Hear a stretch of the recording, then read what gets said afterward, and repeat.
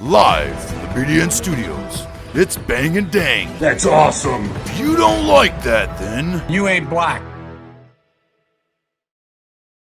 Welcome back to According to Wikipedia with Bang and Dang, coming back to ya for some more According to Wikipedia. yes. This week, after covering 2 parts of the Industrial Revolution, a total of 3 hours. Stupidity. Does it take 3 hours to read an article? It's just ridiculous. We are going back for another city. I don't know. Have we done a city? Nope. We did, but we didn't put it out. Sumer. Fuck that. Yeah. Well, this one might be even more, because we're doing Venice, Italy. So it just means there's going to be a lot of words that we don't know how to pronounce. Yep. But before that, head on over to our YouTube if you're listening on the podcast app. Check us out. Give us a sub, like, comment at Bang Dang Network. And if you're listening on the podcast app, give us a review and comment too if you want. Right? Getting into this because this is going to be a long article too because they got a lot to say about frickin' Venice, Italy. It is a city in northeastern Italy and the capital of the Veneto region. It's built on a group of 118 small islands that are separated by expanses of open water and by canals. Portions of the city are linked by over 400 bridges. Holy 118? shit. Holy goodness gracious. 400 bridges, dude. Damn. Just stupid. The history, you can look at the main article, History of the Republic of Venice. You can also look at a chronological guide. You can see the timeline of Venice. Oh, that's cool. Right. We're going to start with the origins. Although no surviving historical records deal directly with the founding of Venice. Why? Tradition and the available evidence have led several historians to agree that the original population of Venice consisted of refugees from nearby Roman cities such as Padua, Aquileia, Treviso, Altino, and Concordia, which is modern Portogruaro, as well as from the undefended countryside, who were fleeing successive waves of Germanic and Hun invasions. Oh, okay.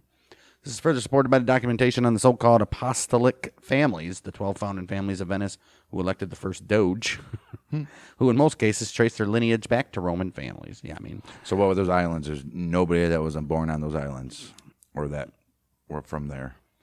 Maybe not before written history. Who knows? Or after. I mean, of recording, course. whatever. Some late Roman sources reveal the existence of fishermen on the islands in their original marshy lagoons. They were referred to as Incolge Lacunae, which was lagoon dwellers. The traditional founding is identified with the dedication of the first church, that of San Giacomo, on the island of Rialto. Giacomo. Giacomo? They call it the High Shore. That's what that's called. It is said to have taken place at the stroke of noon on the 25th of March in the year 421. The dedication of the church was said to have taken place at stroke of noon. Okay. Good for them. Beginning as early as AD 166 to 168, the Quadi and Marcomanni destroyed the main Roman town in the area, which is present-day Uderzo. This part of the Roman Italy was again overrun in the early 5th century by the Visigoths and some 50 years later by the Huns led by Attila. The last and most enduring immigration into the north of the Italian peninsula, that of the Lombards in 568, left the Eastern Roman Empire only a small strip of coastline in the current Veneto, including Venice. Uh-oh.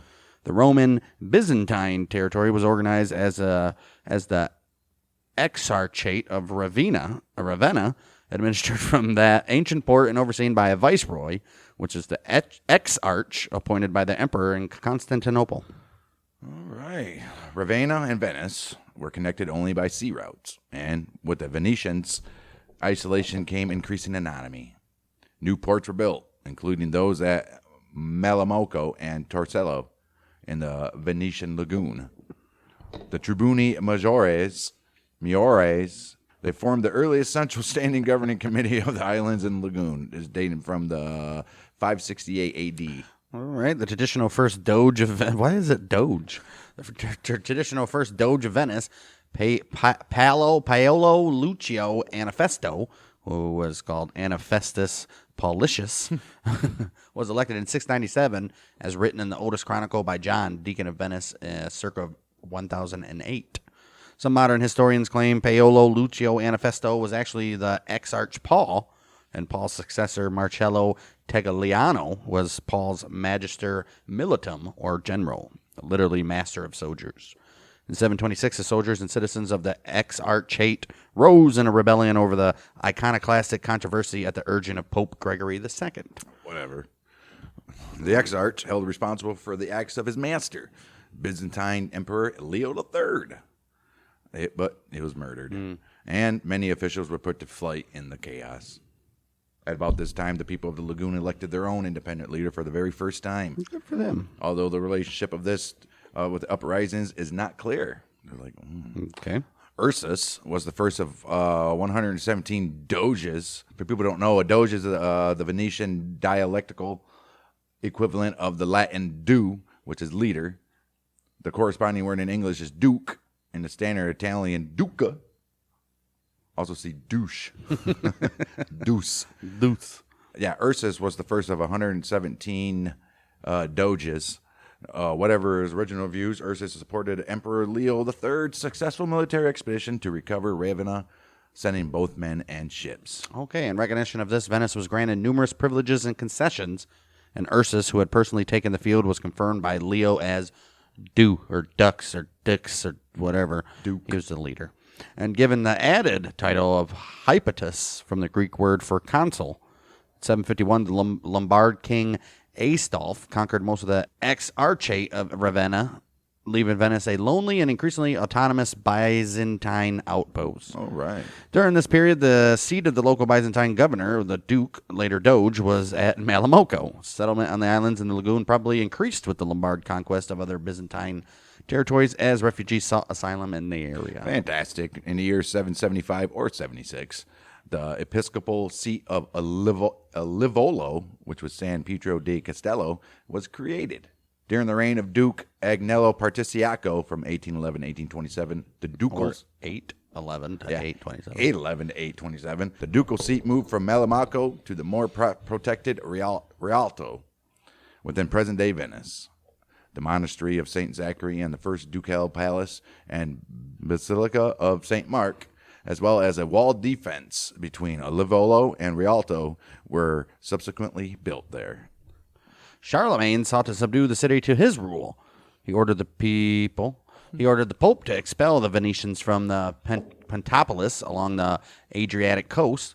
Charlemagne's own son, Pepin of Italy, king of the Lombards, under the authority of his father, embarked on a siege of Venice itself. This, however, proved a costly failure. The siege lasted 6 months, with Pepin's army ravaged by the diseases of the local swamps and eventually forced to withdraw in 810. Damn. A few months later, Pepin himself died, apparently as a result of a disease contracted there. Probably malaria or something, right? In the aftermath, an agreement between Charlemagne and the Byzantine Empire Nicephorus in 814 recognized Venice as Byzantine territory and granted the city trading rights along the Adriatic coast. Oh, good for them. Look at them. Jeez, let's leave them be. In 828, the new city's prestige increased with the acquisition from Alexandria of relics claimed to be from St. Mark the Evangelist. These were placed in the new basilica. Winged lions visible throughout Venice are the emblem of St. Mark. No good for them. The patriarchal seat was also moved to Rialto. As the community continued to develop and as Byzantine power waned, its own anonymity grew, leading to the eventual independence of Venice. Hey, let's go look at some expansion going on here. The Republic of Venice and its colonial empire, Stato de Mar, from the 9th to 12th centuries, Venice developed into a powerful maritime empire. In addition to Venice, there were 7 others. The most important ones were Genoa, Pisa, and Amalfi, and the lesser known were Ragusa, Ancona, Gaeta, and Noli. Its own strategic position at the head of the Adriatic made Venetian naval and commercial power almost invulnerable. With the elimination of pirates along the Dalmatian coast, the city became a flourishing trade center between Western Europe and the rest of the world, especially with the Byzantine Empire and Asia, where its navy protected sea routes against piracy. Makes sense. Look at them. The Republic of Venice seized a number of places on the eastern shores of the Adriatic before year 1200, mostly for commercial reasons, because pirates based there were a menace to trade. Right. Nobody wants to go trade with somebody where there's a bunch of pirates stacked up. Right. The Doge already possessed the titles of Duke of Dalmatia and the Duke of Istria. Later mainland possessions, which extended across Lake Garda as far west as the Adda River, were known as the Terra Firmata. They were acquired partly as a buffer against belligerent neighbors. Got one right Those now. damn belligerent neighbors. Partly to guarantee alpine trade routes, and partly to ensure the supply of mainland wheat, which was on the city, which the city depended on. In building its maritime commercial empire, Venice dominated in the trade in salt. Ooh, you ain't worth your weight in salt. It acquired control of most of the islands in Aegean, including Crete and Cyprus in the Mediterranean, and it became a major power broker in the Near East. Never heard of the Near East. Near East, right. By the standards of the time, Venice's stewardship of its mainland territories was relatively enlightened, and the citizens of such towns as Bergamo, Brescia, and Verona rallied to the defense of Venetian sovereignty or when it was threatened by invaders, yeah. Venice remained closely associated with Constantinople, being twice granted trading privileges in the Eastern Roman Empire through the so-called Golden Bowls or Chrysobowls. Okay, in return for aiding their Eastern Empire to resist Norman and Turkish incursions. Yeah, man. Good for them. In the first Chrysobowl, Venice acknowledged its homage to the empire, but not in the second one, reflecting the decline of Byzantium and the rise of Venice's power. Venice became an imperial power following the Fourth Crusade, Ooh, those Crusades. which, having veered off course, culminated in 1204 by capturing and sacking Constantinople and establishing the Latin Empire. As a result of this conquest, considerable Byzantine plunder was brought back to Venice. Ooh, plunder. This plunder, So is that the plunder taken from them? That they owned? maybe, From the plunders of all the other right? peoples? This plunder included the gilt bronze horses from the Hippodrome of Constantinople, which were originally placed above the entrance to the Cathedral of Venice. After the fall of Constantinople, the former Eastern Roman Empire was partitioned among the Latin Crusaders and the Venetians. Oh, look at the Venetians getting a piece of that pie. Right. Venice subsequently carved out a spear of the Yeah, right. a slice carved out a slice of the influence in the Mediterranean known as the Duchy of the Archipelago, and they captured Crete. Oh, yeah. The seizure of Constantinople proved as a decisive factor in ending the Byzantine Empire as a loss of the Anatolian themes after Manzikert. Although the Byzantines recovered control of the ravaged city a half-century later, the Byzantine Empire was terminally weakened and existed as a ghost of its old self until Sultan Mehmet the Conqueror took the city in 1453. What, an Arab? I guess. Situated on the Adriatic, right there. Situated on the Adriatic Sea, Venice had always traded extensively with the Byzantine Empire. Well, the Byzantine Empire is Middle East and the Middle East. By the late 13th century, Venice was the most prosperous city in all of Europe. Holy shit. Wow. Wow. At the peak of its power and wealth, it had 36,000 sailors operating 3,300 ships. Dude, that's a hell of a fleet. Dominated Mediterranean commerce. Venice's leading families vied with each other to build the grandest palaces and to support the work of the greatest and most talented artists. Oh. The city was governed by the Great Council, kind of like the mafia, huh? They got the commission, which was made up of members of the noble families of Venice. Pretty much. Exactly like the mafia. The Great Council appointed all public officials and selected a senate of 200 to 300 individuals. Exactly like the mafia, the Venetian mafia. That's a lot of people for Venice. 300 people in the Senate? Holy shit. Well, they have 36,000 sailors, so what was their population? Probably like 2 million. I think we're going to see here in a minute. Since this group was too large for efficient administration, a council of 10, also called the Ducal Council or the Signoria, controlled much of the administration of the city. So why even have the other 200? Right. One member of the Great Council was elected Doge or Duke to be the chief executive. He would usually hold the title until his death. Oh, wow. Although several Doges were forced by pressure from the oligarchical peers to resign and retire into monastic seclusion when they were felt to have been discredited by political failure. The Venetian governmental structure was similar in some ways to the republican system of ancient Rome, with an elected chief executive, which is the Doge, a senator-like assembly of nobles, and a generally citizenry with limited political power. That works. They were originally had the power to grant or withhold the approval of each newly elected Doge. With the citizenry? Senator-like Citizenry? assembly, maybe, or the general citizenry. Right. Church and various private property was tied to military service, although there was no knight tenure within the city itself. The Cavaliere Cavaliere di San Marco was the only order of chivalry ever instituted in Venice, and no citizen could accept or join a foreign order without the government's consent. Damn. All right, Venice remained a republic throughout its independent period, and politics and the military were kept separate, except when on occasion the Doge personally headed the military. War was regarded as a continuation of commerce by other means. Therefore, the city's early employment of large numbers of mercenaries for service elsewhere, and later its reliance on foreign mercenaries when the ruling class was preoccupied with commerce. Okay. Kind of like a monarchy, but not really. Kind of, but But it is. right. Although the people of Venice generally remain Orthodox Roman Catholics, the state of the Venice was notable for its freedom from religious fanaticism. Right. And it has executed nobody for religious heresy during the Counter-Reformation. Well, good for you guys. This apparent lack of zeal contributed to Venice's frequent conflicts with the papacy. Yeah, the Pope probably didn't like that. Right. He's like, what the hell? You're not killing people? Right. Come on, man. Come on, man. At least rape some boys. Right, shit. You're not even doing that? See, no, they're like, no, we're still doing that. Oh, all right. Well, you're going to have to do double of that since you ain't doing the other. In this context, the writings of the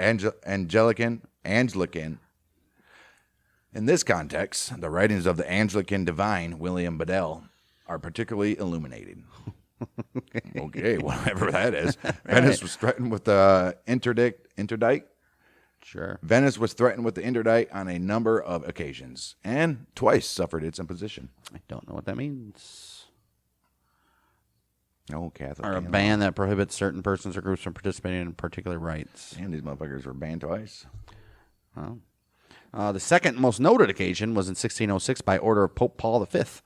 The newly invented German printing press spread rapidly throughout Europe in the 15th century, and Venice was quick to adopt it. By 1482, Venice was the printing capital of the world. The leading printer was Aldus Manutius, who invented paperback books that could be carried in a saddlebag. His Aldine editions included translations of nearly all the known Greek manuscripts of the era. Nice.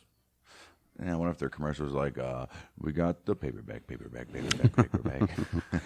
All this Manutius. Paperback books. And of course, there's always this. The decline of Venice. It was a long decline, and it started in the 15th century. Venice confronted the Ottoman Empire in the Are they siege still of declining? Venice confronted the Ottoman Empire in the siege of Thessalonica. Ooh, that's probably something. Thessalonica. It's probably something you don't want to do. It was between 1422 and 1430, and it sent ships to help defend Constantinople against the besieging Turks in the year of 1453. After the fall of Constantinople, Sultan Mehmed II declared the first of a series of Ottoman-Venetian wars that cost Venice much of its eastern Mediterranean possessions. Oh, poor guys. Vasco da Gama's voyage opened a sea route to India that was between 1497 and 1499, and he did that around the Cape of Good Hope, and he destroyed Venice's monopoly. Aww. Venice's oared vessels were at a disadvantage when it came to traversing oceans. You can't do that. Therefore, Venice was left behind in the race for the colonies. Poor guys, they couldn't slaughter a bunch of innocent people. The Black Death devastated Venice in 1348 and struck once again between 1575 and 1577. Damn. In 3 years, the plague killed some 50,000 people. That's not bad for what it was doing to the rest of the world. You ain't kidding. 1630, the Italian plague of 1629 to 31 killed a third of Venice's 150,000. Holy shit. Holy shit, so 50,000 people. Damn, so they lost 50,000 people twice. Venice began to lose the position as a center of the international trade during the later part of the Renaissance as Portugal became Europe's principal intermediary in the trade with the East, striking at the very foundation of Venice's great wealth. Right. France and Spain fought for hegemony over Italy in the Italian Wars, marginalizing its political influence. However, Venice remained a major exporter of agricultural products and until the mid-18th century, a significant manufacturing center. Hey. Good for them, huh? Damn, dude, that's 1870s. It's a hell of a city. On a little tiny piece of land. Right. That's just ridiculous. That shit that didn't flood. Oh, there's a big part of them floods.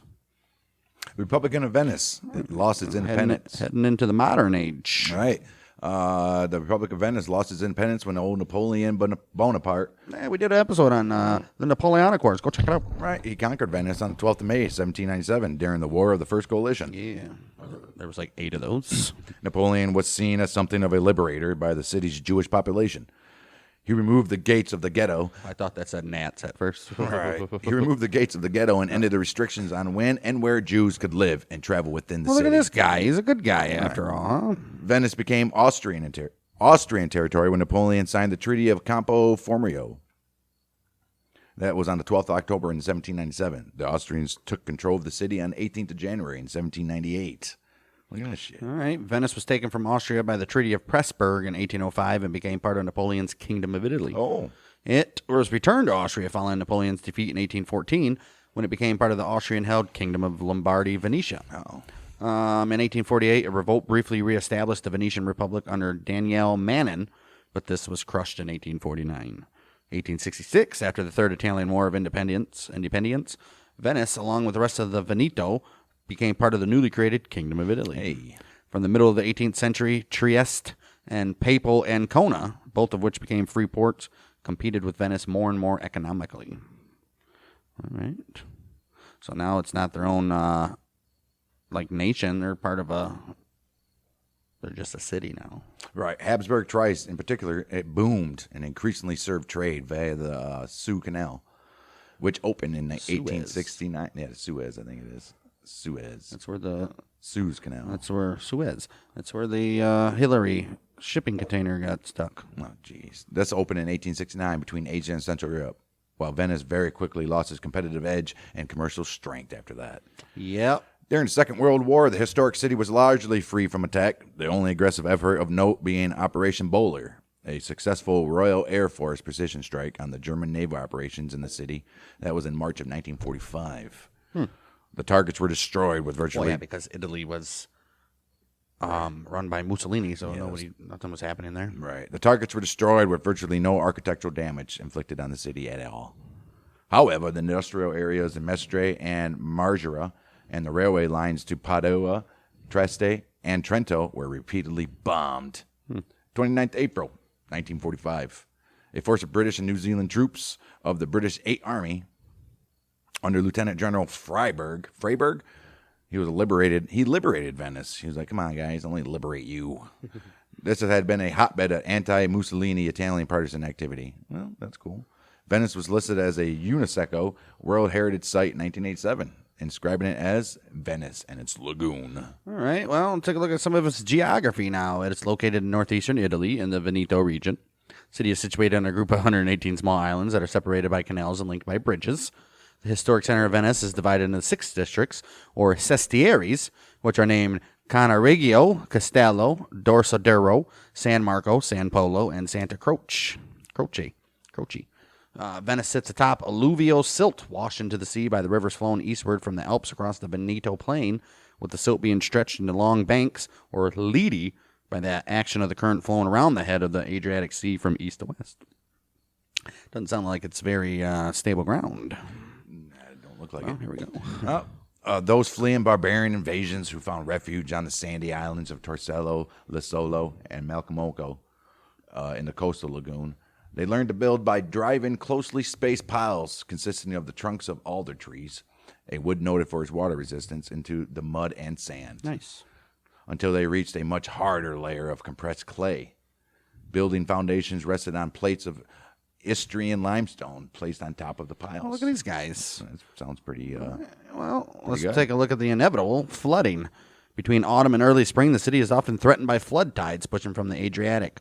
600 years ago, Venetians protected themselves from land-based attacks by diverting all the major rivers flowing into the lagoon and thus preventing sediment from filling around the city. Oh. This created an ever deeper lagoon environment.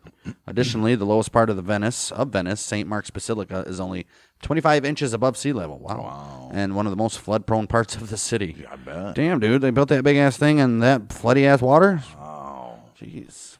The year 1604. To defray the costs of flood relief, Venice introduced what could be considered the first example of stamp tax. Oh, jeez. The stamp tax, yeah. When the revenue fell short of expectations in 1608, Venice introduced paper. That's what it says. Yeah, paper. Introduced paper with the superscription AQ and imprinted instructions, which was to be used for letters to officials. Oh, so it's like a seal on government. Right. Shit. At first, this was to be temporary tax, but it remained in effect until the fall of the Republic in 1797. Yeah, I bet it did on 200 years. Yeah. Shortly after introduction of the tax, Spain produced similar paper for general taxation purposes, and the practice spread to other countries. Yes, it did. During the 20th century, when many artisan wells were sunk into the periphery of the lagoon to draw water for local industry, Venice began to subside. It was realized that extraction of water from the aquifer was the cause. The sinking has slowed markedly since the artesian wells were banned in the 1960s. Wow. However, the city is still threatened by more frequent low-level floods, the aqua alta, that rise to a height of several centimeters over its quays, regularly following certain tides. Right. And many old houses, staircases once used to unload goods are now flooded, rendering the former ground floor uninhabitable. Wow. Oh, dude. How is there not, like, mold issues and, like... A lot of health issues. Right. I'd like to see the age Right. range in this city. 15. Studies indicate that the city continues sinking at a relatively slow rate of 1 to 2 millimeters per annum per year. Therefore, the state of alert has not been revoked. Well, you guys are slowly going down. Right. May 2003, Italian Prime Minister Silvio Berlusconi inaugurated the MOSE project, which is it was an experimental model for evaluating the performance of hollow floatable gates. Expected to be completed in late 2023, so it should be done now, guys. The idea is to fix a series of 78 hollow pontoons to the seabed across the 3 entrances to the lagoon. When tides are predicted to rise above 110 centimeters, the pontoons will be filled with air, causing them to float on the lagoon side while hinged at sea floor on seaside, thus blocking the incoming water from the Adriatic Sea. Look at these guys. This engineering work was due to be completed by 2018. A Reuters report stated that the MOSE project attributed the delay to corruption scandals. The project is not guaranteed to be successful, and cost has been very high, with as much as approximately 2 billion euros, of the cost lost to corruption. Wow. According to spokesman for the FAI, MOSE is a pharaonic project that should have cost $800 million, but will cost at least $7 billion. If the barriers are closed at only 90 centimeters of high water, most of St. Mark's will be flooded anyway. But if closed at very high levels only, then people will wonder at the logic of spending such sums on something that didn't solve the problem. Right. And pressure will come from the cruise ships to keep the gates open as well. Yeah, the cruise is like, dude, we need to get in here. Right. You can't do that. And right, idiots. 13 November 2019, Venice was flooded when waters peaked at 1.87 millimeters, which is 6 feet. Wow. The highest tide since 1966, when it was a little over 6 feet, almost 7. Right. More than 80% of the city was covered by water, which damaged cultural heritage sites, including more than 50 churches, leading to tourists canceling their visits. Like, I'm not going there.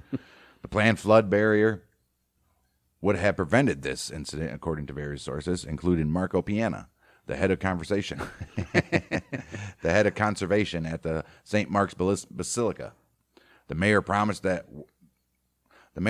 work on the flood barrier would continue, and the Prime Minister announced that the government would be accelerating the project. Good for them. The city's mayor, Luigi Brugnaro, blamed the floods on climate change. The chambers of the Regional Council of Veneto begin to be flooded around 10 p.m., 2 minutes after the council rejected a plan to combat global warming. One of the effects of climate change is sea level rise, which causes an increase in frequency and magnitude of floodings in the city. A Washington Post Blue report provided a more thorough analysis. The sea level has been rising even more rapidly in Venice than in other parts of the world. At the same time, the city is sinking, the result of tectonic plates shifting below the Italian coast. Those factors together, along with the more frequent extreme weather events associated with climate change, contribute to the floods. Henk Ovink, an expert on flooding, where do people get these jobs? Right. Told CNN that while environmental factors are part of the problem, historic floods in Venice are not only a result of the climate crisis, but poor infrastructure and mismanagement. Dude, it's on the Or you guys built a fucking city 2 inches above sea level. Now you're going to try to blame the climate for a piece of land that you shouldn't even been on, but like to swim or something. Or fish, right? Like they were. Right, morons. The government of Italy committed to providing 20 million euros in funding to help the city repair the most urgent aspects, although Brugnaro's estimate of the total damage was hundreds of millions. I bet it was. To at least $1 billion.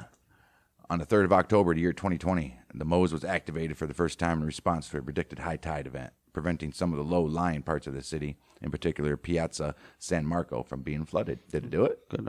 It just said prevented it. Wow. All right, moving on to climate. According to the Köppen climate classification, Venice has a mid-latitude, 4-season humid subtropical climate with cool, damp winters and warm, humid summers. 24-hour average temperature in January is 37.9 degrees Fahrenheit, and for July, it's 73.4. Precipitation is spread relatively evenly throughout the year and averages 29.4 inches. Wow. Snow isn't a rarity between late November and early March. No shit. During the most severe winters, the canals and parts of the lagoon can freeze, but with the warming trend of the past 30 years, so-called, the occurrence has become rarer. Get out of here. Their population, I don't know why it only goes to 1,800, but in the year 1000, they had 60,000 people, peaked at 200,000 people in 1600, and by 1800 had 140. What the hell happened? They lost 30% of their population? Crazy. Well, I guess they went from 150 to 100 and from 1423 to 1500. Yeah, that was Black Plague, wasn't it? Right, somewhere around there. Yeah, I think that's what these years, too, because there was two of them. Right. All right, look at the historical population. The city was one of the largest in Europe in the High Middle Ages, with a population of 60,000 and 1,000, which we just said, 80,000, 12. We don't have to go through all that again. In 2021, there were 254,850 people. Shit. They were all residing on the commune of Venice. The population figure includes 50,434 in the historic city of Venice and 177,621 in terra firma, which is the mainland. 26,795 people on the other islands in the lagoon. Oh, that's cool. So Venice only has 50,000 people. The actual city. Right. 47.8% of the population in 2021 were male. 52.2% were female. Damn. Where's the other ones?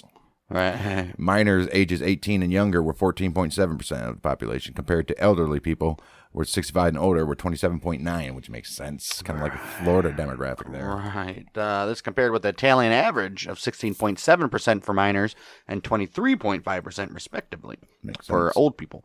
The average age of Venice residents was 48.6. So 40, yeah. Compared to the Italian average is 45.9. In the 5 years between 2016 and 21, the population of Venice declined by 2.7%, while Italy as a whole declined by 2.2%. Wow. The population in the historic old city declined much faster, from about 120,000 in 1980 to about 60,000 in 2009. That's Saginaw. Yep. And to 50,000 in 2021. Yep. Wow. As of 2021, 84.2% of the population was Italian. Nice. Look at that. The largest immigrant groups include 3.1% of Bangladeshis, Really?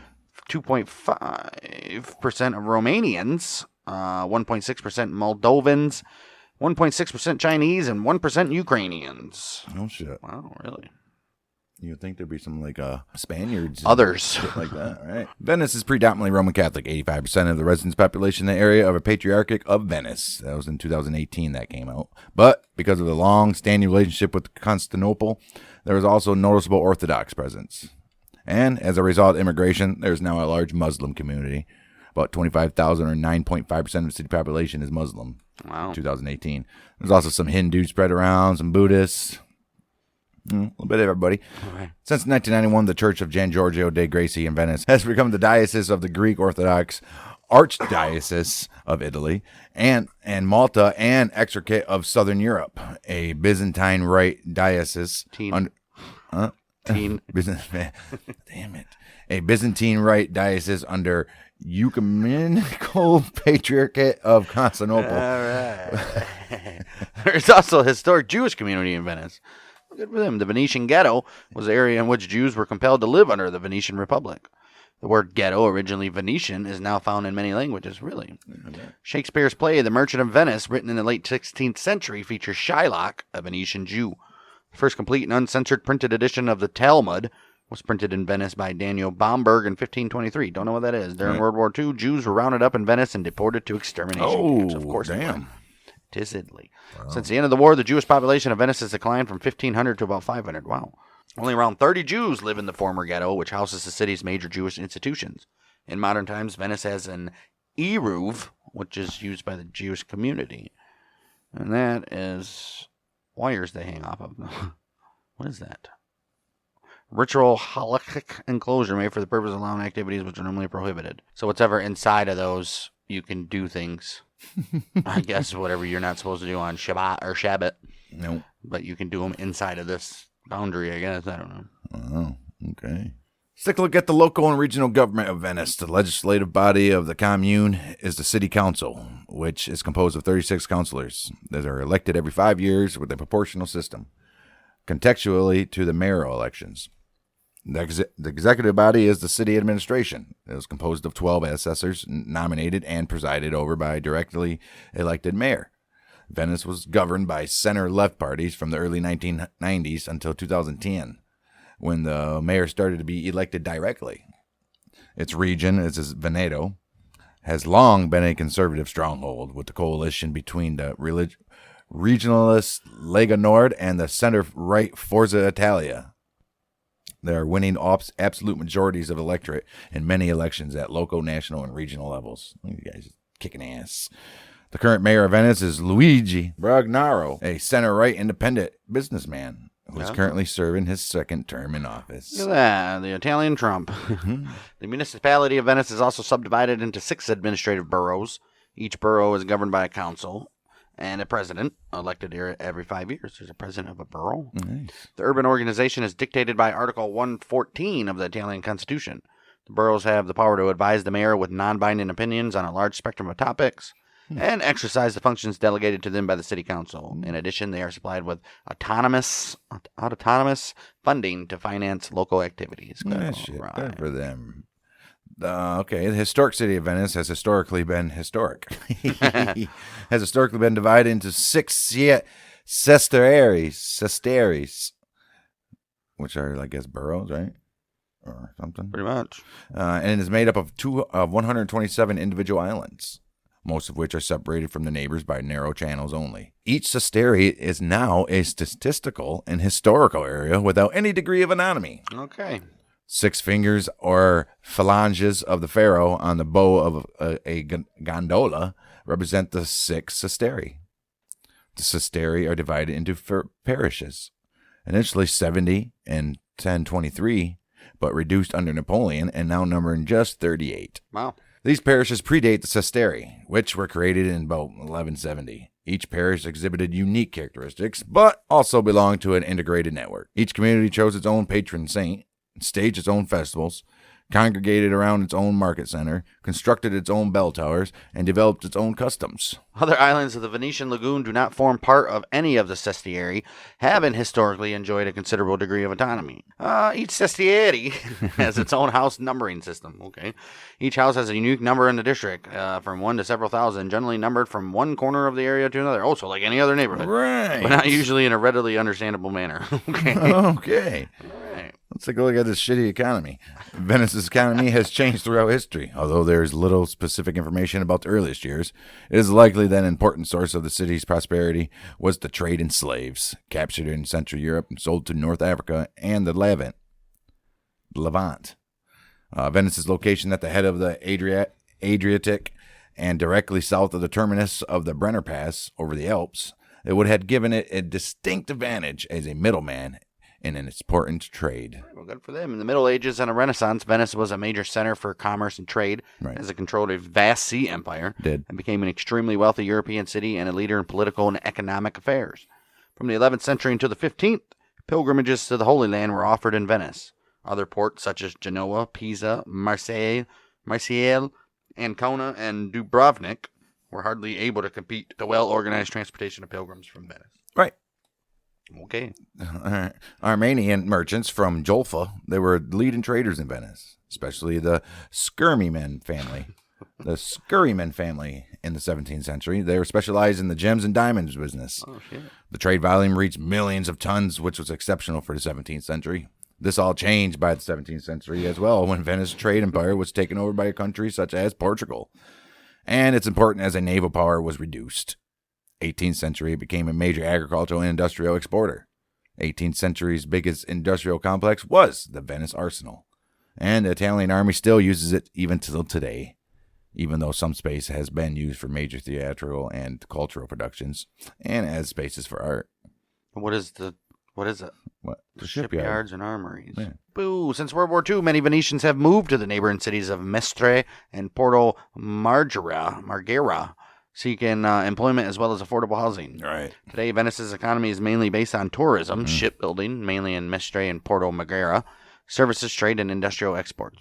Murano glass production in Murano and lace production in Burano are also highly important to the economy. I bet. The city is facing financial challenges, though. Late 2016, it had a major deficit in its budget and debts in excess of 400 million euros. Oh. In effect, the place is bankrupt, according to a report by The Guardian. Tis.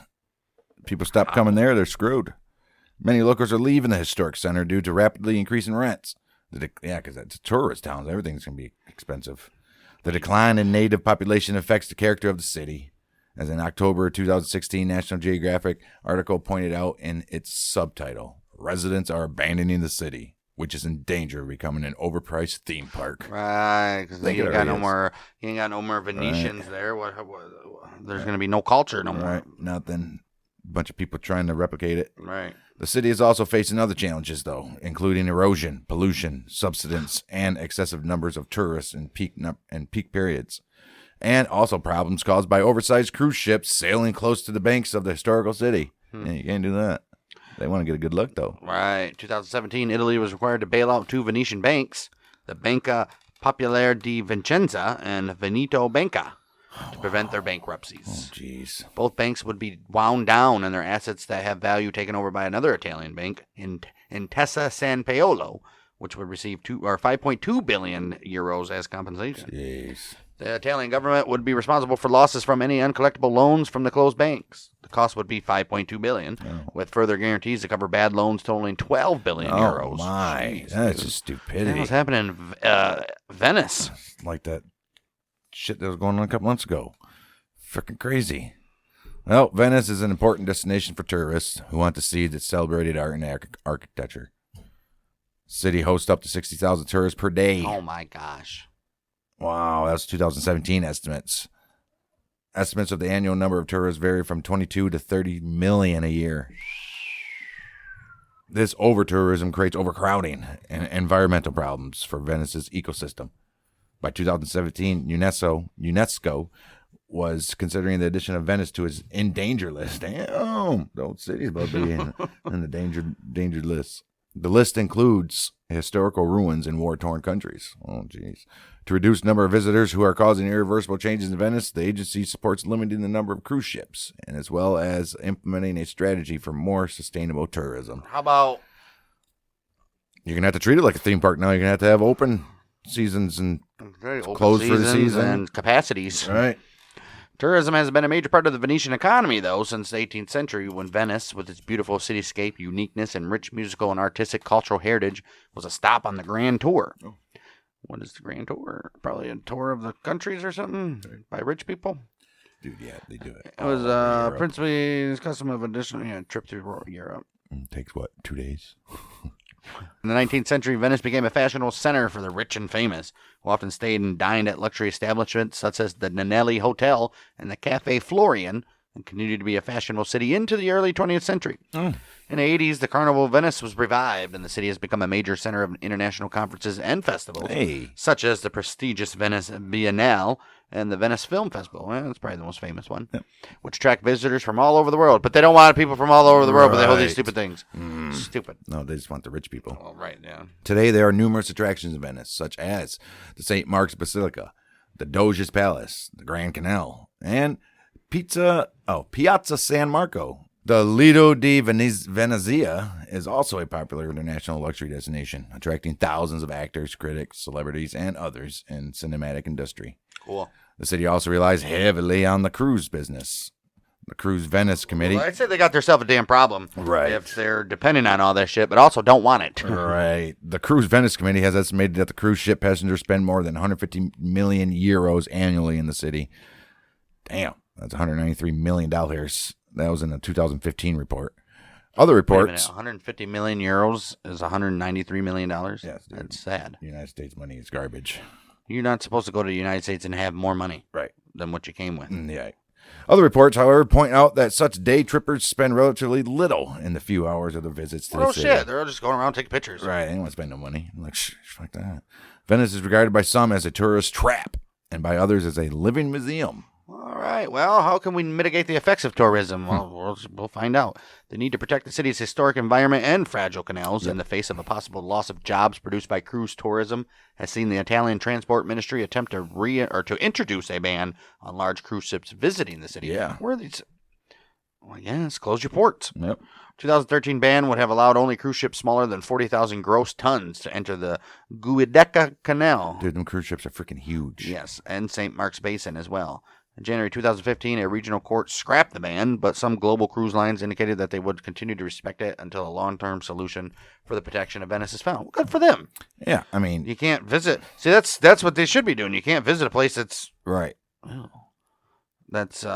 Collapsing because of you guys. So why don't you do something? Ridiculous. Dumb bastards.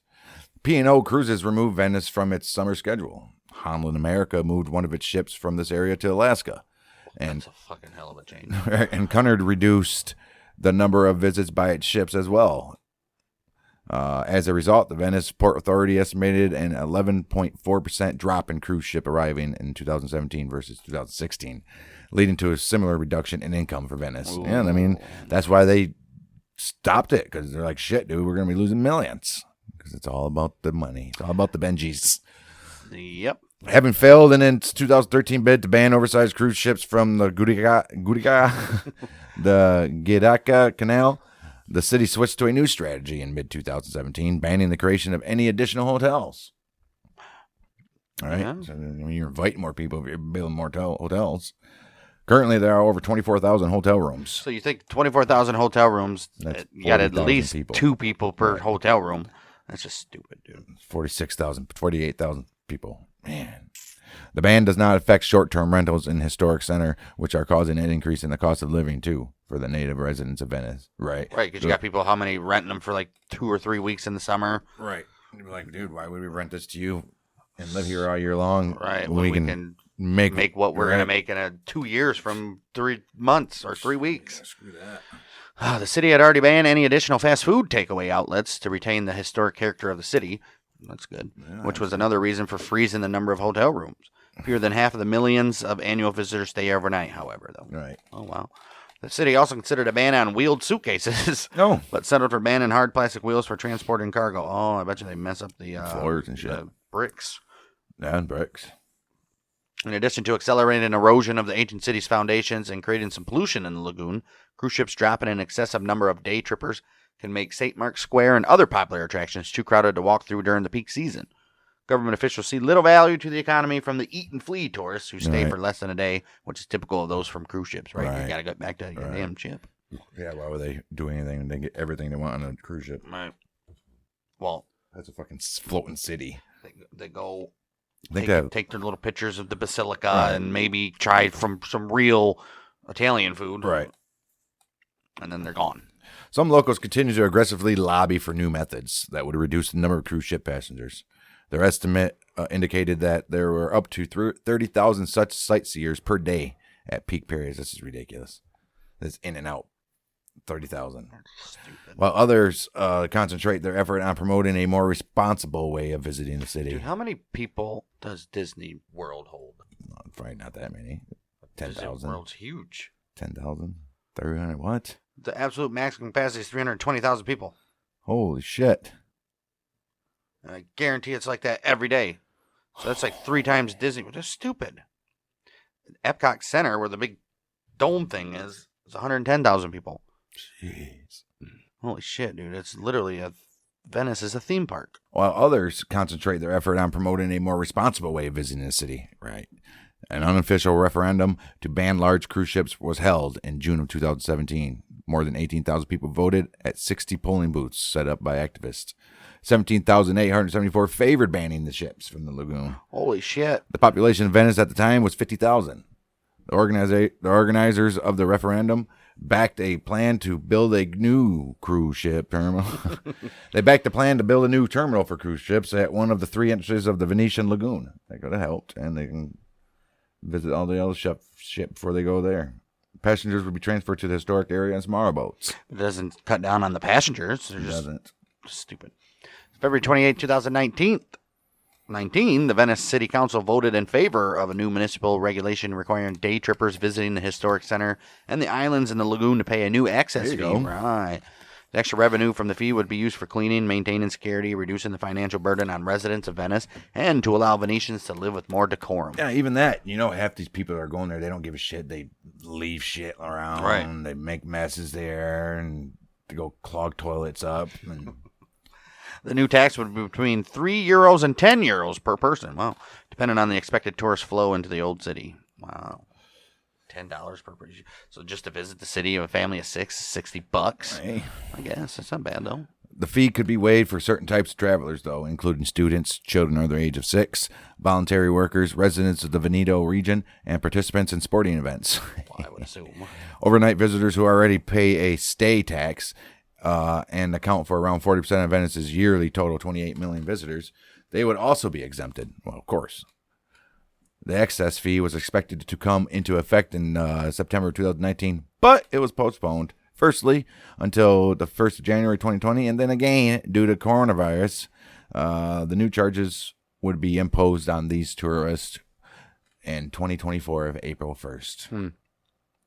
We'll see. All right, well, let's see how they're going to divert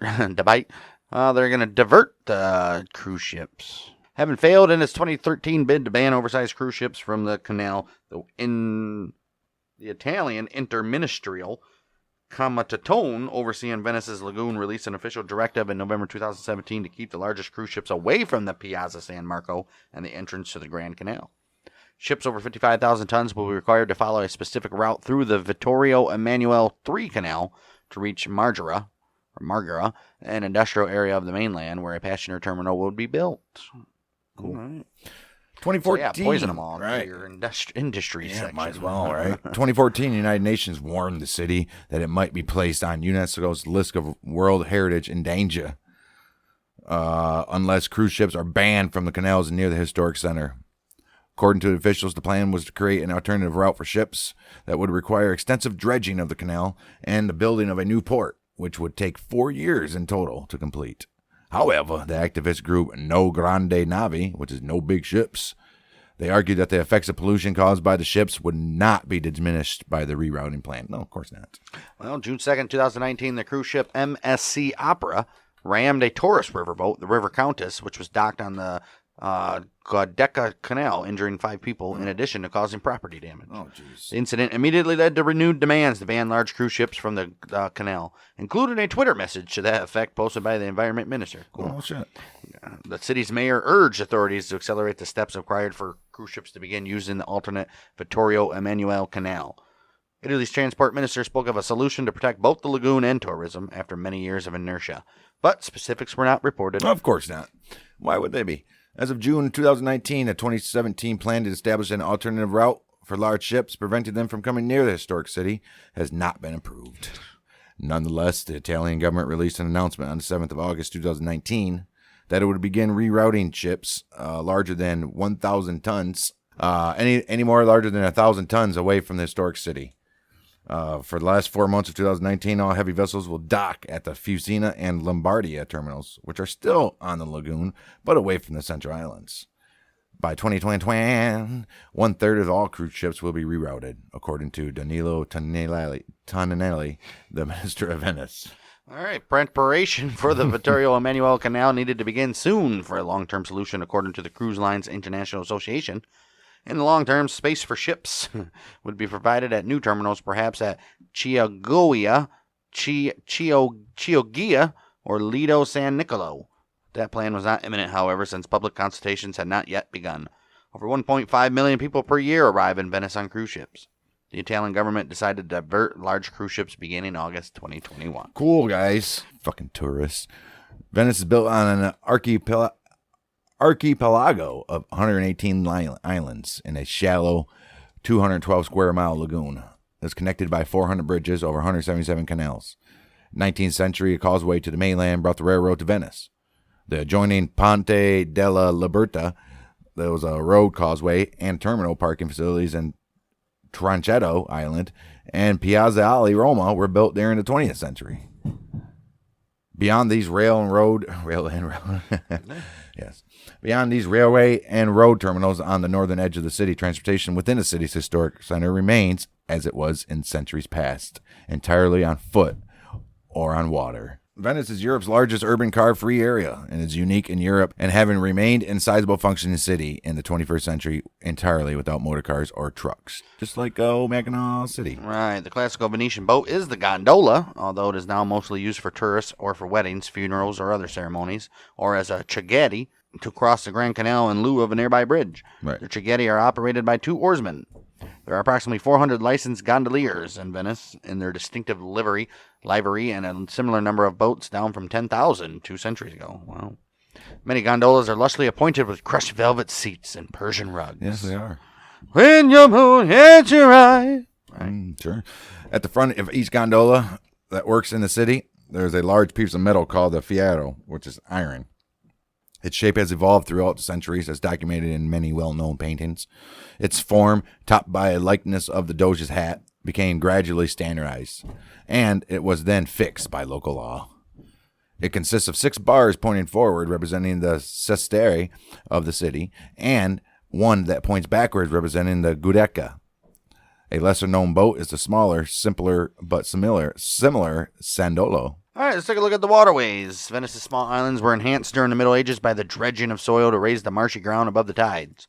The resulting canals encouraged the flourishing of nautical culture, which proved central to the economy of the city. Right. Today, those canals still provide the means for transport of goods and people within the city. The maze of canals threading through the city requires more than 400 bridges to permit the flow of foot. How many times are you going to mention 400 bridges? Right. In 2011, the city opened the Ponte della Costituzione, the 4th bridge across the Grand Canal, which connects the Piazzale Roma bus terminal area with the Venezia Santa Lucia Railroad Station.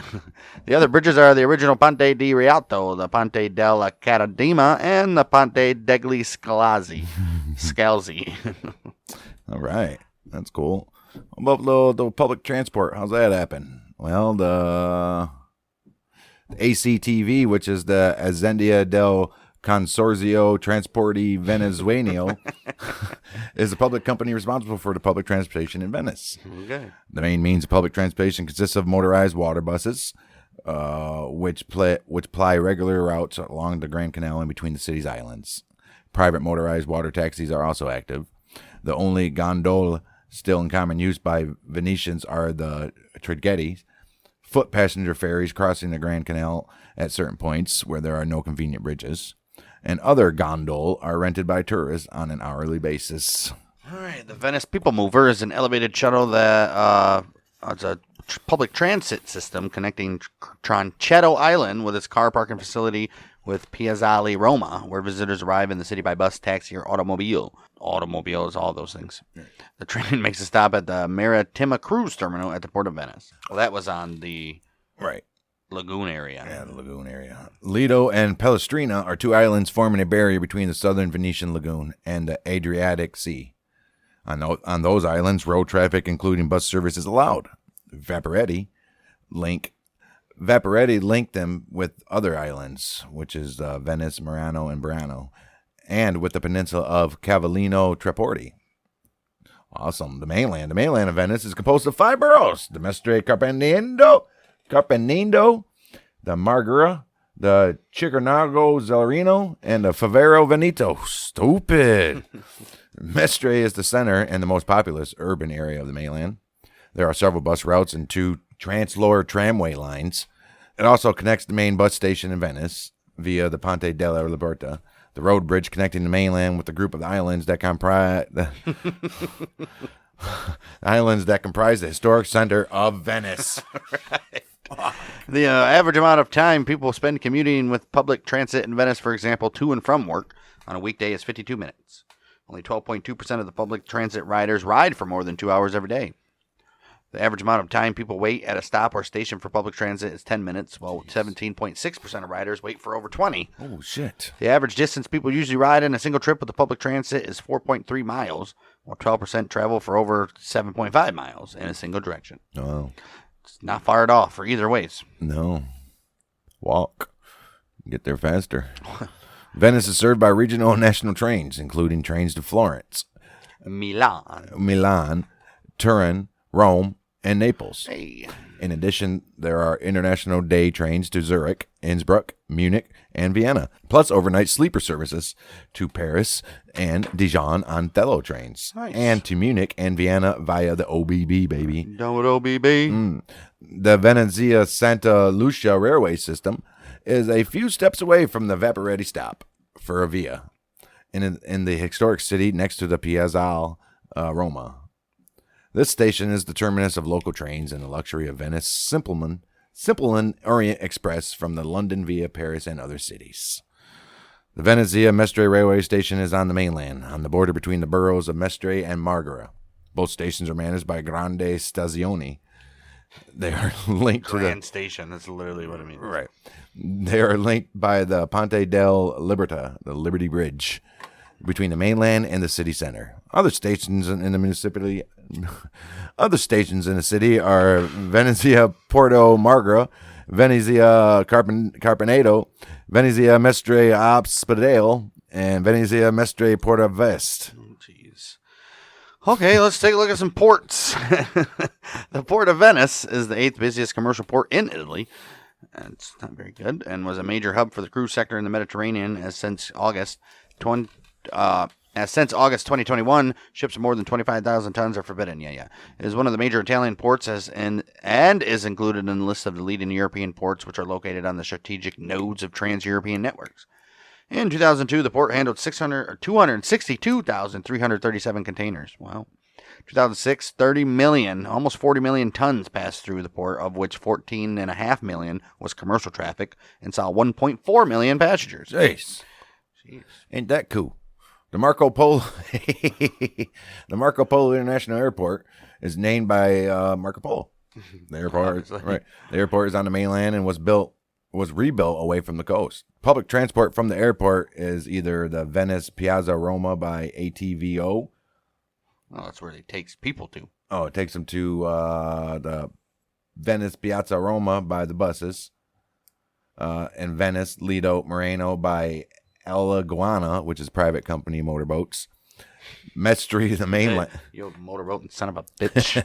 Mestre in the mainland, where Venice Mestre railway station is convenient for connections to Milan, Padua, Trieste, Verona, and other rest of Italy. And just say Italy then. Right. And also for the ACTV and ATVO buses and other transport. Regional destinations such as Treviso and Padua by ATVO and the Busteglia Sida Nord buses.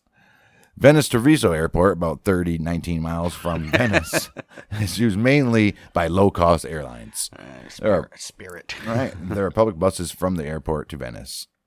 Venezia Lido Giovanni Nicelli, a public airport suitable for smaller aircraft, is at the northeast end of the Lido di Venezia. It has a 3,260 foot grass runway. All right. All right, let's take some look at sporting in the old city of Venice.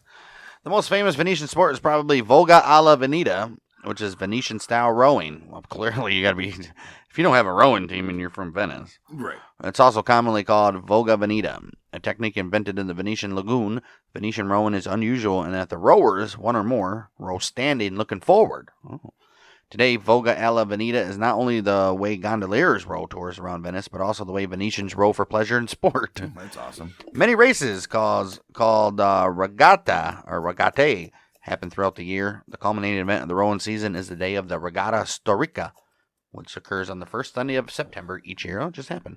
Cool. The main football club in the city is Venezia Football Club, Right. founded in 1907, which currently plays in Serie B. Losers. Right. Their ground, the Stadio Pier Luigi Penzo, situated in Santa Elena, is the second oldest continually used stadium in Italy. Good for them. Local basketball club is the Reyer Venezia, founded in 1872.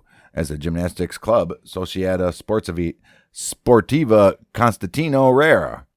And in 1907 as the basketball club. Basketball is in 1907? Reyer currently plays in the Liga Basket Serie A. The men's team were the Italian champions in 1942, 1943, and 2017. Damn, that's a hell of a gap there, guys. Right. Their arena in the Palasport Giuseppe Taliercio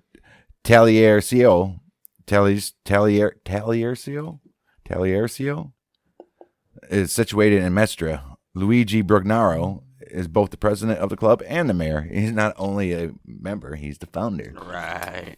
All right, education. Venice is a major international center for higher education. The city hosts the Ca' Foscari University of Venice, founded in 1868. The Università Luave di Venezia, founded in 1926. The Venice International University. Just say that. Right, founded in 1995 and located on the island of San Servolo. And the EIUC, European Inter-University Center for Human Rights and Democratization, Right. located on the island of Lido di Venezia. Other Venetian institutes of higher education are the Accademia di Belle Arti, Academy of Fine Arts, established in 1750, whose first chairman was Giovanni Battista Piazzetta, and the Benedetto Marcello Conservatory of Music, which was first established in 1876 as a high school and musical society. Later, in 1915, became Liceo Musicale, and then, when its director was Gian Francesco Malipiero, the State Conservatory of Music in 1940. Well, ain't that just fucking nice? Venice has long been a source of inspiration for authors, Have they, though? playwrights, and poets, and at the forefront of the technological development of printing and publishing. Two of the most noted Venetian writers were Marco Polo. He was in the Middle Ages, and then later Giacomo Casanova. Polo, from 1254 to 1324, was a merchant who voyaged the Orient. His series of books, co-written with Rustello da Pisa and titled Il Milione, provided important knowledge of the lands east of Europe, from the Middle East to China, Japan, and Russia.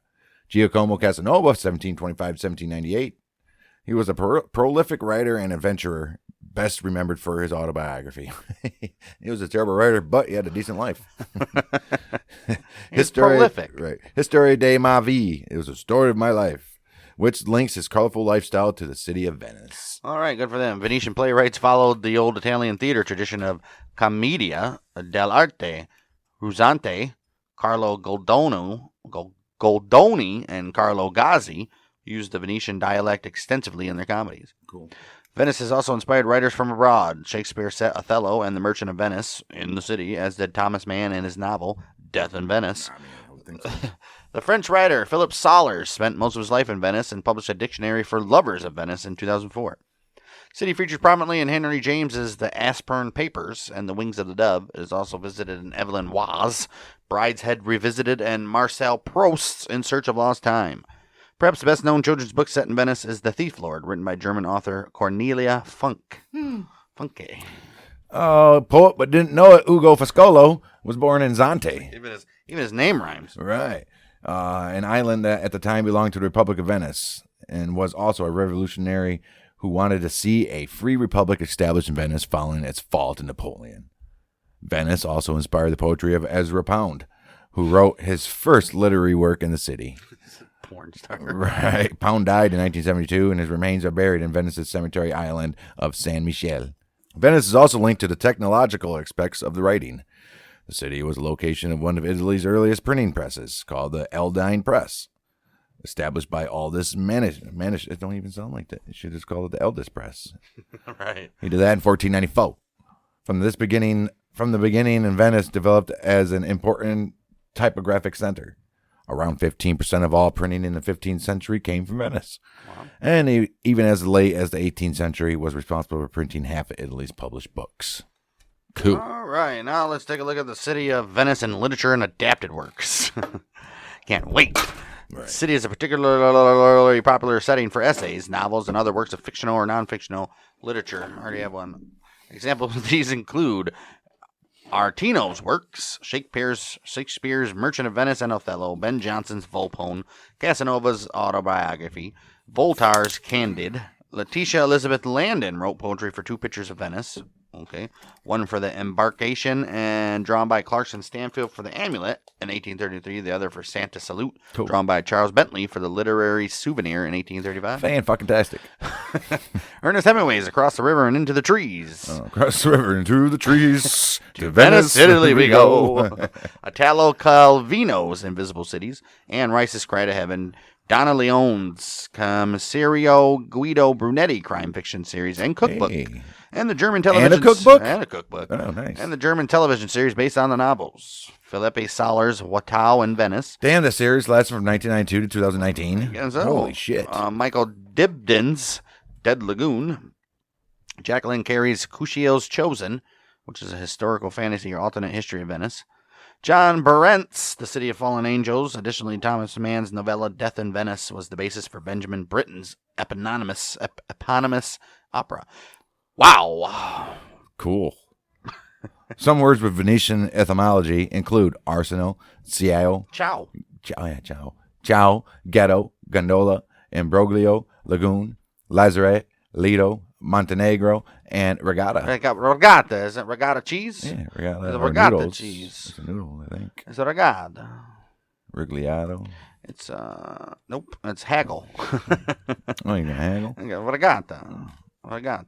Or a Boat striped cotton races. fabric. It's also boat races. All right. By the end of the 15th century, Venice had become the European capital of printing. We just said that.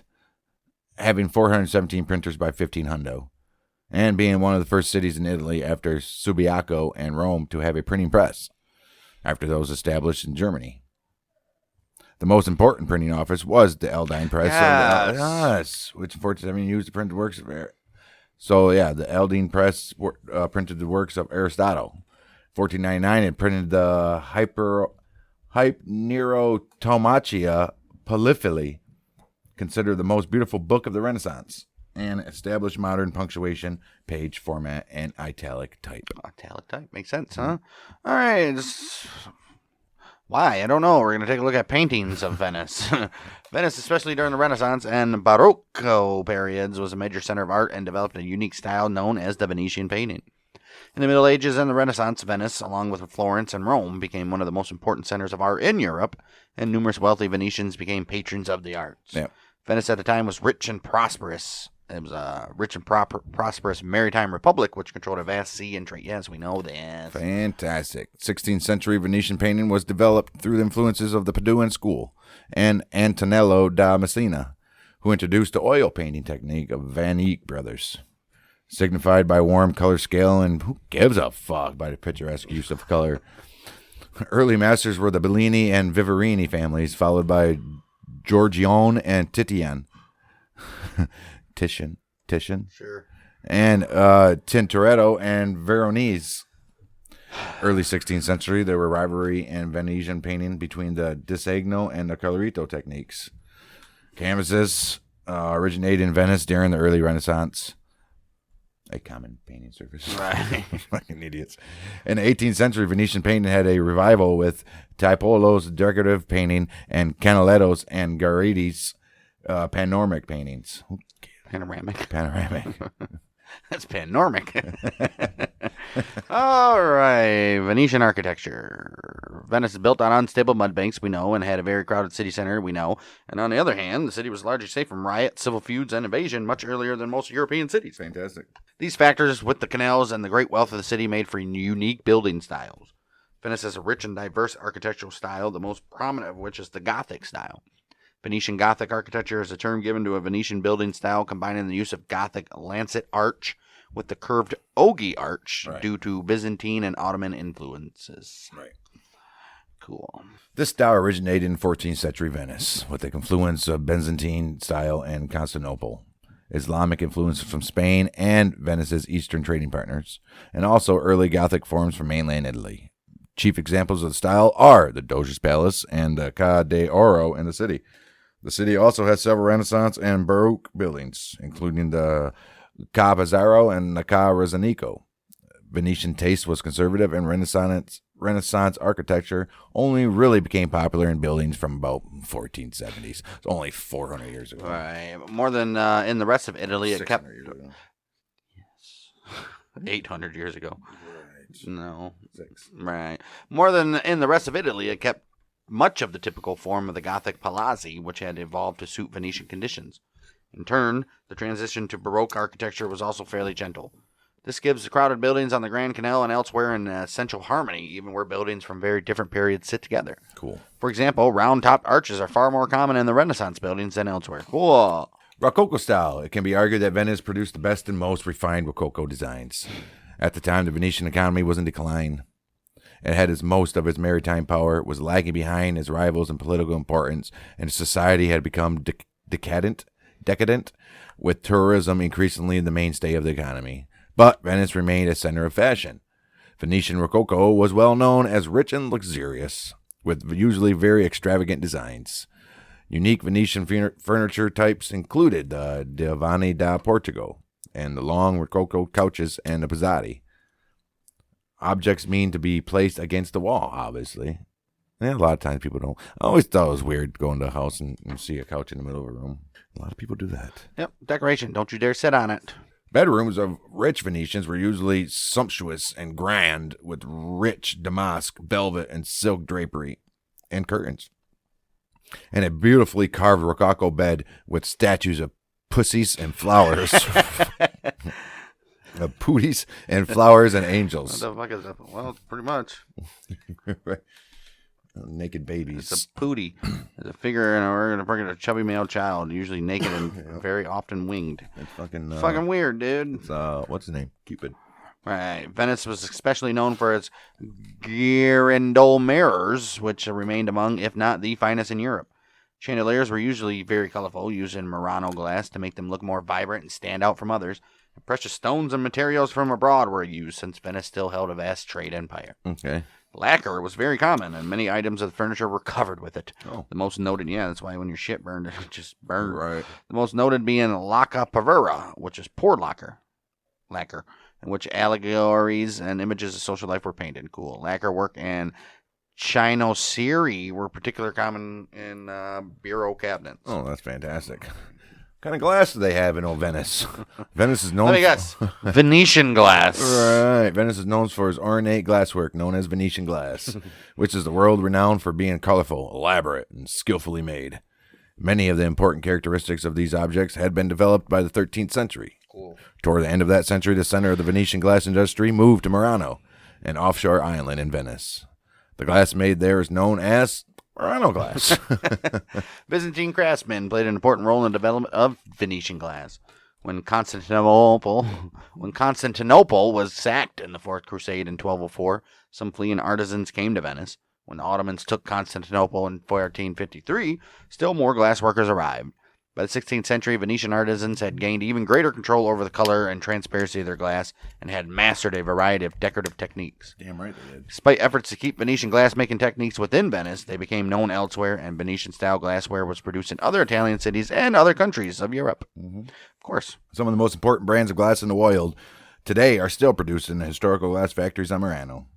They are the Venini, the Beauvoir, the Toso, Pauli, Milaveretti, and Seguso. Never knew glass had so many different names. Right. The Beauvoir and Toso is considered one of the 100 oldest companies in the world, formed in the year 1295. Holy shit. In February of 2021, the world learned that Venetian glass trade beads had been found at 3 prehistoric Inuit sites in Alaska, including Punyak Point, uninhabited today, and located 1 mile from the Continental Divide in the Brooks Range. The area was an ancient trade route for Bering Sea to the Arctic Ocean. That makes sense. All right. From the creation of Venice, researchers believed that the likely route these artifacts traveled was across Europe, then Eurasia, and then finally over the Bering Strait, right, making this discovery the first documented instance of the presence of indubitable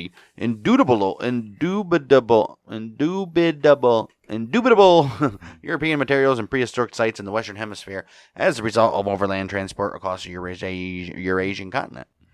After radiocarbon dating materials found near the beads, archaeologists estimated their arrival on the continent to came sometime between 1440 and 1480, predating Christy Columbus. Dating in Providence has been challenged by other researchers who point out that such beads were not made in Venice until the mid-16th century, that an early 17th century French origin is possible as well. Festivals. Carnival of Venice, held annually. Lasts for around 2 weeks. Ends on Shrove Tuesday. Venetians' masks are worn. Yeah. The Venice Biennale is one of the most important events of the arts calendar. 1895, and Esposizione Biennale Estrica, what the fuck? A Biennale exhibition of Italian art was inaugurated. A biennial exhibition of September 1942. The activities of the biennial were interrupted by the war. No But shit. It resumed in 1948. Taking place every other year. Oh, biennial, right? You can have biennial plans. Like, we ain't popping up this year, bitch. Nope, we'll next come year. back next year. In September 1942, activities of the biennial were interrupted by war. Yeah, like I said, resumed 1948. The Festa del Redentor is held in mid-July. It began as a feast to give thanks for the end of the plague of 1576. A bridge of barges is built connecting Giudecca to the rest of Venice, and fireworks play an important role at night. Maybe during the day. Venice is weird. They fireworks at noon. Right. The Venice Film Festival is the oldest film festival in the world, founded by Count Giuseppe Volpi di Misurata in 1932 as the Esposizione Internazionale de Arte Cinematografica. The festival has since taken place every year in late August or early September on the island of Lido. Screenings take place in the historic Palazzo del Cinema on the Lungomare Marconi. So it was founded by a vampire? It is one of the world's most prestigious film festivals. It is one of the world's most prestigious film festivals and is part of the Venice Biennale. Well, I bet it is. The city of Venice in Italy has played an important role in the development of music of Italy. The Venetian state, the medieval Republic of Venice, was often popularly called the Republic of Music. And an anonymous Frenchman of the 17th century is said to have remarked that in every home, someone was playing a musical instrument or singing. There is music everywhere. Whoa. During the 16th century, Venice became one of the most important musical centers of Europe, marked by a characteristic style of composition, the Venetian school, and the development of the Venetian polychoro style under composers such as Adrian Williart, who worked at St. Mark's Basilica. Venice was the early center of music printing as well. Ottaviano Petrucci began publishing music almost as soon as this technology was available. Damn right. And his publishing enterprise helped to attract composers from all over Europe, especially from France and Flanders. By the end of the century, Venice was known for the splendor of its music and exemplified in the colossal style of Andrea and Giovanni Gabrieli, which used multiple choruses and instrumental groups. Venice was also the home of many noted composers during the Baroque period, such as Antonio Vivaldi, Ippolito Sierra, Giovanni Picci, and Girolamo dalla Casa, to name but a few. You didn't even have to name any. You could have just cut that whole section out and nobody would have cared. Venice is home of numerous orchestras as the Orchestra del Fenice, Rondo Veneziano, the Interpreti Veneziani, and the Venice Baroque Orchestra. There's always the one that's like American or something. The Venice Film Festival is the oldest film festival in the world. Yeah, we know that's for the picture anyways. Oh. The city has been setting or chosen location for numerous films, games, works of fine art, literature, including essays, fiction, nonfiction, and poems, music videos, television shows, and other cultural references. Awesome. What about photography? Oh, well, geez. Fulvio Reuter was the pioneer in artistic photography in Venice, followed by a number of photographers whose works are often reproduced on postcards, thus reaching a widest international popular exposure. Luca Zordan, a New York City-based photographer, was born in Venice. Oh, cool. Beautiful. Cuisine. Okay. Venetian cuisine is characterized by seafood, but also includes garden products from the islands of the lagoon, rice from the mainland, game, and polenta.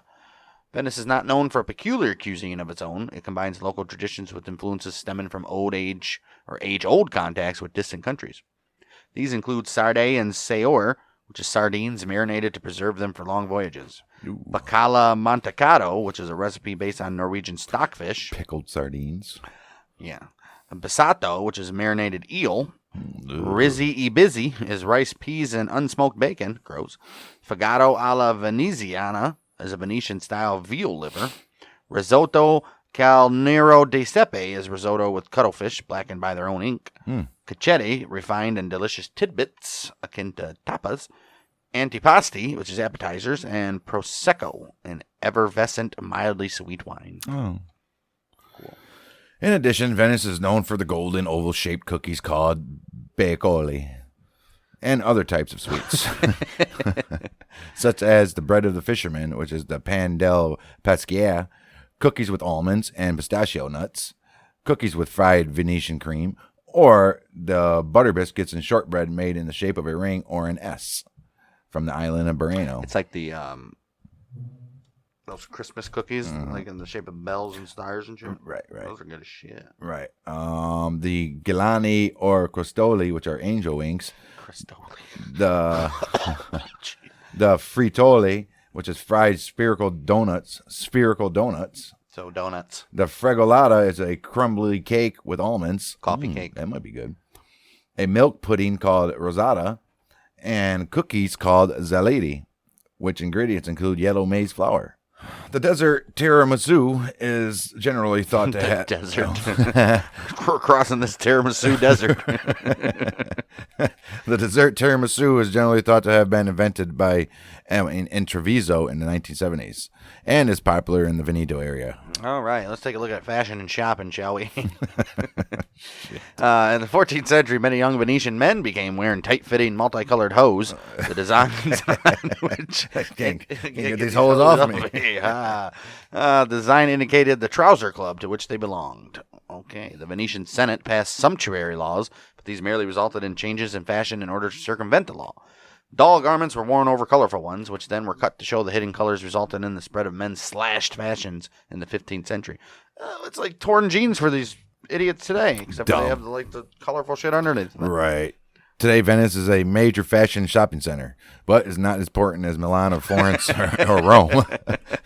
But they are on par with Verona, Turin, Vicenza, Naples, and Genoa. Roberto di Camerino is the only major Italian fashion brand to be based in Venice. It was founded in 1945. It is renowned for its innovative handbags made by Venetian artisans, often covered in locally woven velvet. Cool. Charming and anachronistic bookstore, the Libreria Acqua Alta features new and used books and collectible prints, mostly in Italian. It's a fucking library. All right. The wares are displayed in boats, bathtubs, and other unusual configurations. Cats may be found among the books to the delight of visitors. Several outdoor areas at the store present startling views of stacks of moldering books and periodicals exposed to the weather. A gondola tied at a canal entrance suggests the passengers are in the store shopping. Oh, right. Okay. I'm going to get it. But right. Okay. Twin towns, sister cities. Hey, Twin Town. Dubrovnik in Croatia, Istanbul in Turkey, St. Petersburg in Russia, Sarajevo in Bosnia and Herzegovina, Shuzhou in China, Tallinn in Estonia, Yerevan in Armenia, Odessa in Ukraine, and Aksaray in Turkey. Okay, 2013. I don't know. Go Aksaray. Right. Yeah. In 2013, Venice announced that it wants to end the sister city relationship with St. Petersburg in opposition to laws Russia had passed against homosexuals. Oh, poor guys. Right. All right. Some cooperation agreements. January 2000, the City of Venice and the Central Association of Cities and Communities of Greece established, in pursuance to the EC Regulation number 2137/85, the Marco Polo System, European Economic Interest Grouping, to promote and realize European projects within transnational cultural and tourist fields, particularly in reference to the preservation and safeguarding of artistic and architectural heritage. April 2001, the city signed an agreement with the Ministry of Foreign Affairs Office of Cultural Promotion and Cooperation to coordinate efforts at promoting Italian culture abroad. Venice has also cooperation agreements with Nuremberg, Germany, Qingdao, China, Thessaloniki, Greece, Miami. Hey, Miami. Florida. Places named after Venice. Oh, cool. The name Venezuela is a Spanish diminutive of Venice. Many additional places around the world are named after Venice as well, which is Venice, Los Angeles, home of Venice Beach, right. Venice, Alberta in Canada, Venice, Florida, which is the city of Sarasota County, Venice, New York, and Venice, Louisiana. Cool. All right. Let's see. Any notable people that anybody would know? A bunch of composers. A bunch of posers. Posers and painters. That's about it, man. Painters, got some writers, probably nobody cares about. Nothing that they've wrote. Doges and public servants from there. Wouldn't know any of these guys. Couple popes from there. Yeah, Pope Paul II. And and Eugene IV. And Pope Clement XIII. Look at that shit. Yeah. Explorers, Marco Polo. Right. Sebastian Cabot. Giacomo Casanova. Architects. Don't know any of these guys. Entertainers, Marietta Zanfetta, no. Sports. Dominic DiNucci. Sure. Hey, who's that? Yeah, that guy. Where have I seen him before? He's a wrestling trainer guy, famous. Right. Trained everybody. Right. Mick Foley, Shane Douglas, Yeah, Danucci. Dominic DeNucci. Danucci. Sure, some people might know these, but a lot of racing guys too. Footballers. He's got whoever this guy is, a footballer with 664 club caps, whatever that means. Oh, and Giuseppe Cipriani is a racing driver. All right. Most likely F1 or something open wheel like that. Something, a Grand Prix of some sorts, right? That's going to do it for the city of Venice, Italy. Sorry, guys. We murdered every fucking word we can think of. Not only that, I mean, nobody cares Right. about the fucking buses. And I know you guys are like, so why are you doing it? I mean, we had to. Because it's in the article. Wheel said it. All right. Speaking of the wheel. Oh, no. Please be something good this time. Good. Speaking of the wheel, we'll end Venice and see what we will have coming up on the next one. On to the next one. We shall go to the random wheel picker. Go to categories. All right, political leaders. That's what it says. Eduardo Maglio. Political leaders. Let's see who we're going to cover today. Political leaders. Dun, dun, dun, dun. We got 31 possible guys. Peoples. Or girls. I don't think there's any girls. Oh, no. No, don't you do it. No. No! No. Oh, no! And the wheel has spoken. We will cover Kamala Harris next week. Oh, my, oh, my.